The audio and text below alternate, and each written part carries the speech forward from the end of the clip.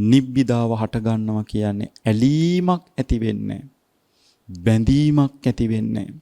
නැවත මේ ආස්වාදයක් කියලා හිතෙන කිසිම දෙයක රසයක්, ආසාවක්, තෘප්තියක් ලබන්න, විඳින්න, ගෙවන්න, හොයන්න, පතන්න හිතෙන්නේ නැහැ.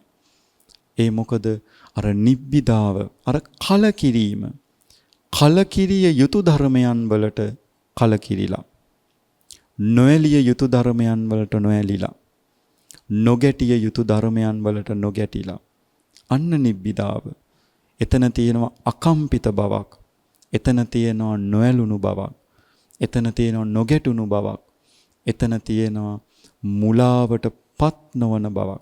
ඒක තමයි භාවනා වශයෙන් ඇති කරගත යුතු කලකිරුණු බව, නිබ්බිදාව.